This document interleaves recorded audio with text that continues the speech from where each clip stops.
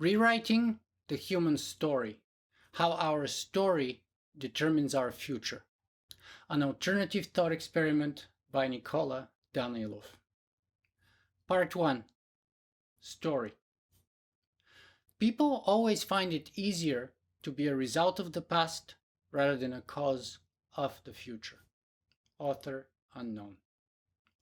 Are we just billiard balls in a predetermined cosmic game of pool?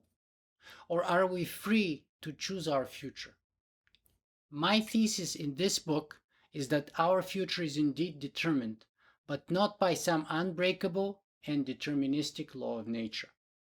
No, our future is determined by a story that we have created, because ours is a civilization of story, and we are Homo Narrative, a species of story.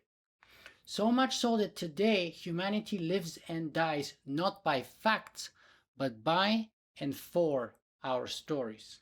And this has gone so far that at present the fate of actual non-fictional entities such as animals, rivers, trees, mountains, oceans, and even our planet is determined by stories, such as money, religion, law, corporations, nations, and international organizations. In other words, in our civilization, what is real and we can touch, see, feel, and smell is ruled by what is fictional and doesn't necessarily exist outside of the shared human imagination. All future possibilities, what is and what is not possible, are not determined by past events or facts on the ground. They are determined by the stories we attach to those because we are storytelling animals. And that is true for us individually, as persons, or collectively as organizations, businesses, nations, and even for our civilization. We all build our future upon the story we tell ourselves about the past. Whether it is climate change, Brexit, or the election of President Trump, we have witnessed many powerful examples where neither the facts nor the events of the past made a sufficient difference to the outcome. What did and does make the difference is the stories attached.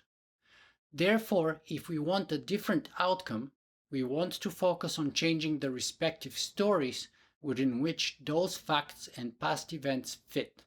Because only after one has embraced a new story will she be able to reinterpret the same old facts and events in a new way and thereby take a different action. I claim that our story determines our future, but I'm not claiming that anything is possible.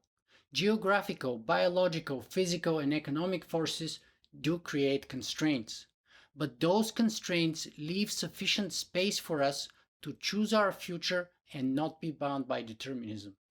Yes, human choices are limited, and human freedom is freedom within constraints. So it is not our freedom from external conditions, but our attitude towards those conditions that embodies our free will. An attitude is derived from story. A positive story creates a positive attitude, and a negative story, a negative one. The same applies to events. Yes, the past does exert a chokehold on us all, but we can break free if we can change the story.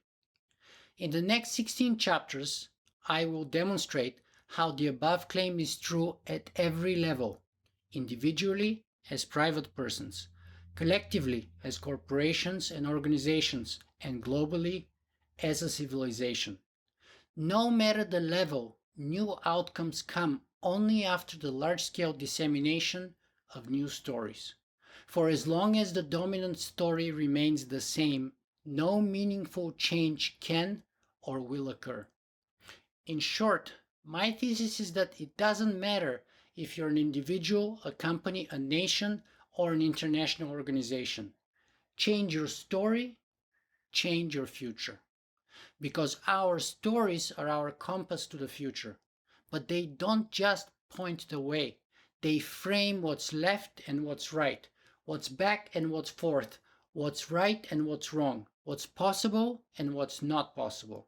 They frame our space of possibility and motivate us to act or not to act. That is why we have to get in the story if we want to break free of the story. As Brené Brown says, when we deny our stories, they define us. When we own our stories, we get to write a brave new ending.